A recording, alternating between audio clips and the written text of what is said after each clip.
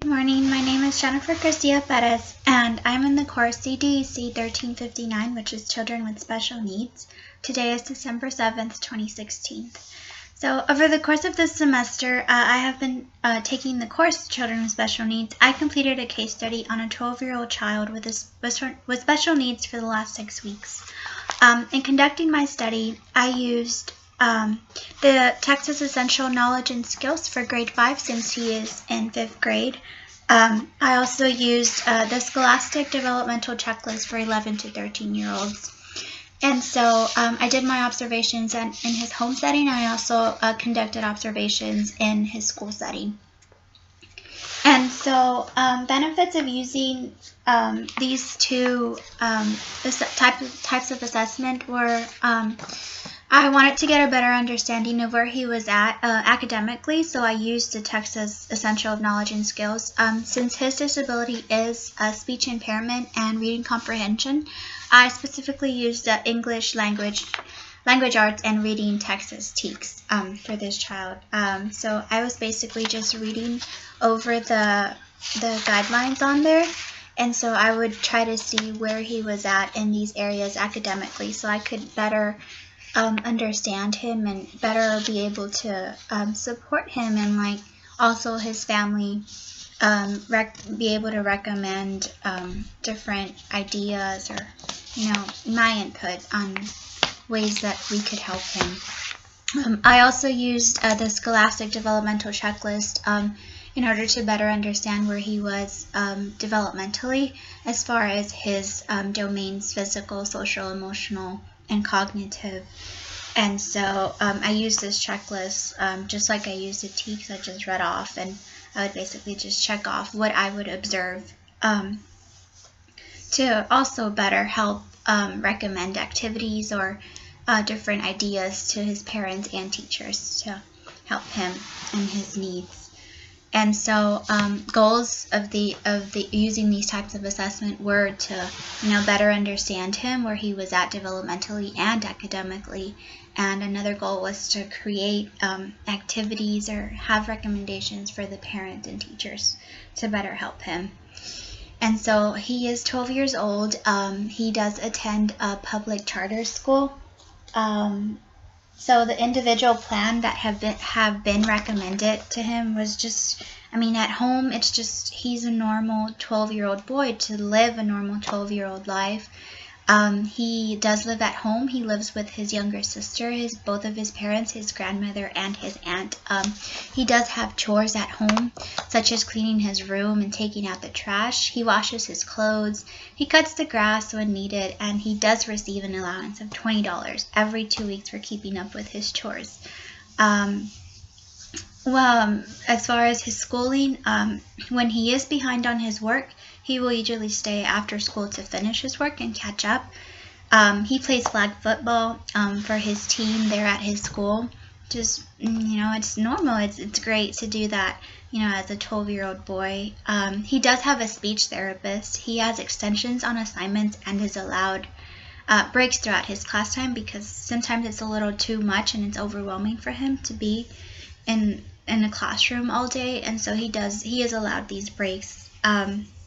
I chose this child because I wanted to get a better understanding of this specific age group. Since I normally work with younger children, I wanted to see what the differences were and what it's like to be a child with special needs who is older, and wanted to see how different it was, as far as assistance and what is provided to an older child of a special need.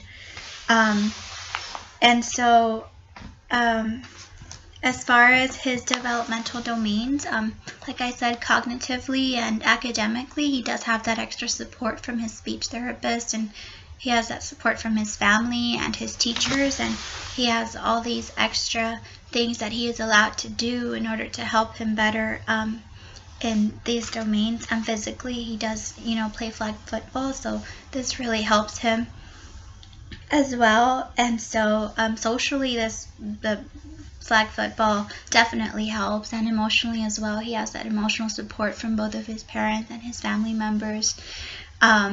being in a team really helps him socially and emotionally, as far as having friends and be feeling like he belongs and feeling a part of the group. It's really nice, and it's really good for a 12-year-old boy. And so through the course of the study, I did develop 4 activities that I felt would definitely benefit and help him in his needs, his special needs. And so these activities included, the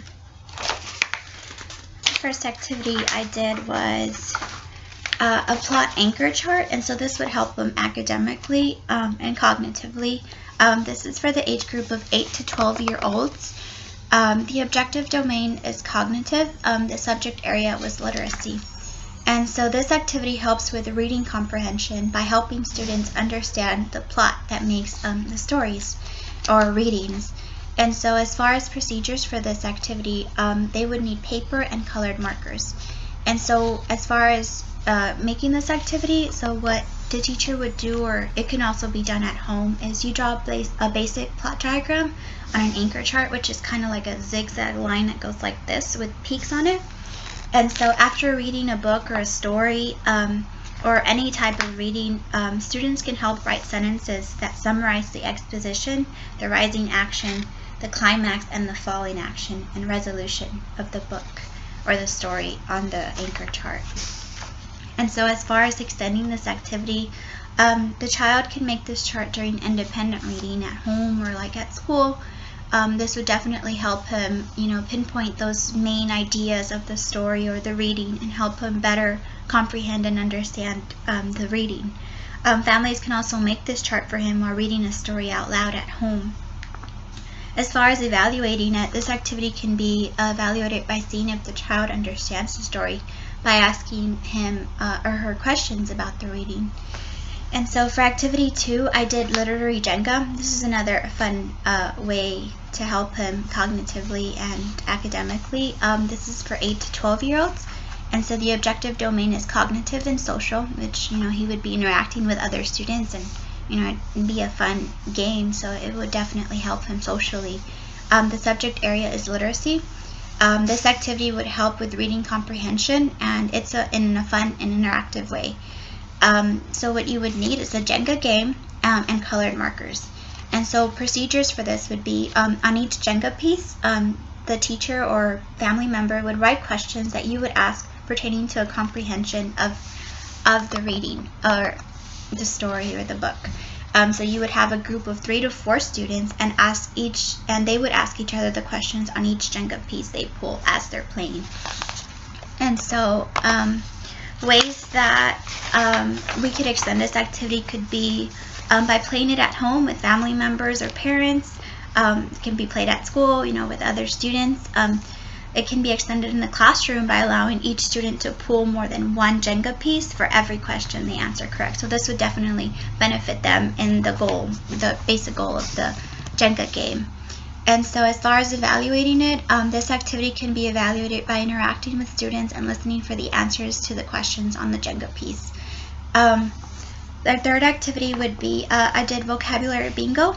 And so this would be for 9 to 12-year-olds. This is another fun interactive way that would help them cognitively and socially. The subject area is literacy. The objective would be to allow students to learn and understand new words in a fun and interactive way. So this would definitely help him and benefit him with his speech. As far as this, so this game would just be played like a regular bingo. You call out word names, and so as a teacher or parent or family member are calling out the words on the bingo, you would explain those words and tell the children or tell the child what they mean. So students get to find the word on their card and place a bingo check if they have it. As far as extending it, this activity can be played at home or with the family. Parents and teachers can change the words weekly or monthly depending on how their progress is on understanding and learning new words. As far as evaluating it, this activity can be evaluated based on understanding and knowledge of new words. As far as my activity 4, I did do a game of basketball, and so this would be for the age group of 9 to 12. And so the objective domain would be physical and social. And so for the subject area, this would be physical activity. He is in flag football right now, so I figured basketball would be another fun sport that would definitely benefit and help him socially and physically. The sport activity encourages social interactions and active play, as well as thinking methods. And so materials would be, of course, a basketball court area, and a net. And so procedure would be, you would just divide the students or family members, depending on who he's playing with. You divide them into 2 teams, and you play basketball. As far as extending the activity, teacher can also make this like a learning game, or parents can also do it. You can incorporate literacy into it. You know, his reading comprehension, it could definitely be incorporated into this. For every dribble they make, student can spell out, or the student can even spell out a new vocabulary word for every dribble they make. This could also help him with his speech and his new words that he would be learning through the bingo game. And so as far as evaluating this activity can be evaluated through discussion with the students. You know, what did you learn, or what was so fun about the game, and what did you like most about it? And so this concludes my case study. I really enjoyed observing this child and being able to support him and help him through his special need. I learned a lot through the case study, and it definitely helped me better understand what it's like to be a child with special needs, and how we can better support them and help them as early childhood professionals. Thank you.